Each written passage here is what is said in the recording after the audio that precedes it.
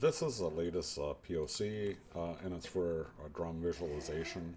I'm not sure where I'm going to use it, but I'll be able to use the underlying stuff to do a lot of different kinds of things, including like Simon games or rhythm games. So anyway, here is what I've done is I'll show you how I've done it in a second, but let me just go ahead and show it working here.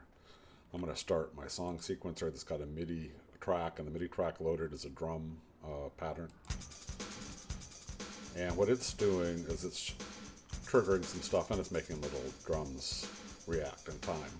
Hear the bass drum, boom, there it goes, gets bigger, and the ride cymbal is being played every thing, and then the tom is being played every once in a while, and so on. So it's not a very complicated drum track. It doesn't exercise all the drums, but that's just that's how it looks. And here's how it works. Here's what it looks like. So let me show how it's put together. And that'd be over here. What I've got here is I've got a MIDI track loaded, and what I did is what's kind of unique for this that makes it kind of a big deal was I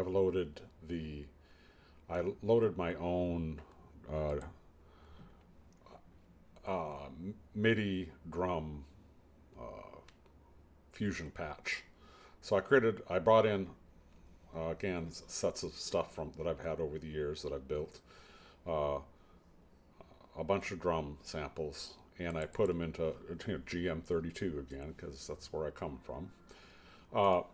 But created the bass drum, the snare drums, the hi-hats, the cymbals, and put them all in the correct places that MIDI, anything that was been recorded with MIDI drums will be expecting them. And so I've got that, and I'll make that available to the harmonics team if they want it. So I've got that, and I loaded that. I loaded all those up, and then I put that is what is being played in the instrument. So the instrument's playing those GM32 drums. And then in order to make this work with the visualization, then as it's being played, I set up triggers for each of the 8 drums that I've got in my set. The set I brought in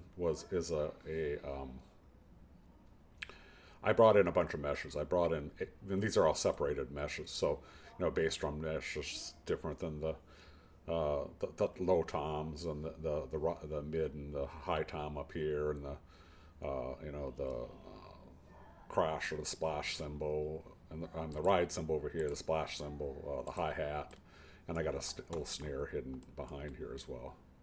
So that's what you're doing. So now if I was watching that from there, it would look better even there. And I may go ahead and create a camera view of this kind of stuff, and that may be one of the views that you get. This is your classic. You got a drum thing, and if I do something that interacts with it, where you're using a mouse to go trigger these things, that'll be from this view. But that's where that is. And then of course what happens is each one of these